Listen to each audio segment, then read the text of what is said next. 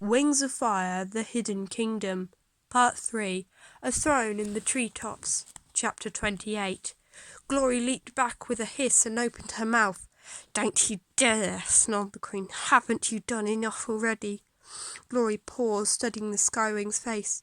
It was perfect as it had ever been, a shimmering orange like orchids growing from the moss behind her, with the small rubies above her eyes glittering in the bright sunlight. And then Scarlet's whole body flickered somehow, and under the perfect scales Glory saw something dark and melted, a horrible smeared mess where her face used to be. Behind Scarlet she caught a glimpse of a dim room with glass jars hanging from the ceiling, some of them glowing strangely. "Oh, you're not really here," Glory said as the rainforest reappeared and Scarlet's scales smoothed back to perfect. The Queen was perched on the edge of Glory's sleeping platform, but now that Glory looked more closely, she could see that the Skywing's claws didn't sink into the least below her. Glory sat down and curled her tails around her talons. Kinkajou and Mangrove were fast asleep on either side of her. The sloth was snoring on her shoulder, and the sun had climbed higher in the sky. "Am I even awake?" Glory asked.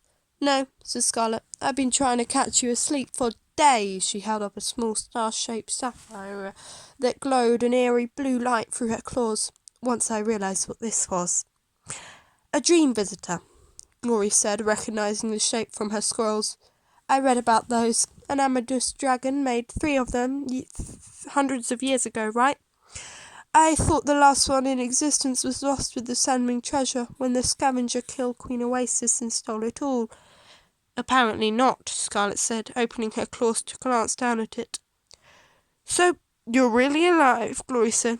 "You don't sound as disappointed as I thought you would be," Scarlet said. Glory figured her tail. "It's not that I want you dead. I just want you not trying to kill you." "I never tried to kill you," Scarlet pointed out. "I quite liked you. We could have had a thrilling time together."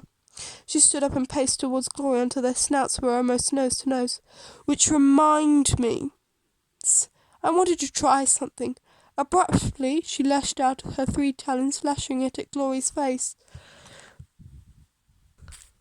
Her claws sliced right through Glory's scales like raindrops slashing icy water over hers.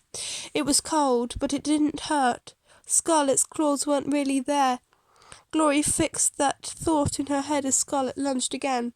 She closed her eyes and sat perfectly still.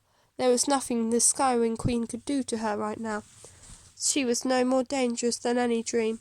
After a few moments, Glory opened her eyes again, and Scarlet stepped back hissing. Smoke rose up from her nose, winding around her horns, and the dark, misshapen snout underneath flickered through again for a moment along with the room beyond. "Where are you?" Glory asked. "If I tell you, will you find me and set me free?" Scarlet asked. "Not likely," Glory said. "Wait, let me think. Absolutely, definitely not." "But you owe me," Scarlet said, stamping one foot. Glory tilted her head sideways. "How exactly do you figure that?" "For what you did to me," Scarlet seethed. "I was beautiful before. I had everything, including a pretty rainbow dragon on a tree," Glory said. "I remember." "If you don't free me," Scarlet said, "I will find a way out of here myself. And when I find you, I will kill you." Something tells me that's on your agenda either way," Glory said. Scarlet hissed deep in her throat, and then shot a blast of flame at Glory's face. "Calm and blue," Glory thought. "Stay calm and blue." "And is someone keeping you prisoner?" Glory asked. A thought occurred to her. "Is it the Nightwings?" "If you're not going to help me," Scarlet growled, "I'll find someone else who will." And suddenly she was gone, leaving only a curl of smoke in the air. "So there's my answer. Scarlet is alive." Glory noticed that the leaves below her were shaking. "Oh wait, that's me." Kinkajou stirred as if she felt Glory shaking too. She nestled Glory closer, and Glory felt sun-drenched warm along her scales. Slowly she closed her eyes, breathing deeply, and drifted out of the dream. When she woke up, She knew right away it had been longer than an hour.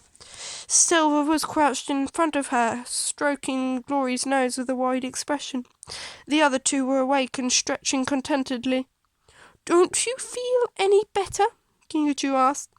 "Yes," Glory admitted, "and no." "Then let's do tree gliding next," Kinkajou said cheerfully. "Fine by me," Mangrove and Glory nodded. She was too shaken to argue. She wondered what Scarlet would think of Glory becoming Queen of the Rainwings. She wondered if being a queen would make her any safer. Sunny and Clay waved from their branch down below. "Should I tell them?" "I should tell them. I will tell them, but not yet."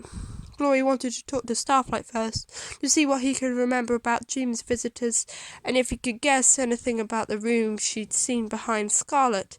His giant brain was what she needed for a puzzle like this. As Glory lifted into the sky, setting off a commotion of hidden wings, she wondered where the Skywing Queen was, and when she would see her again. Come back for chapter 29.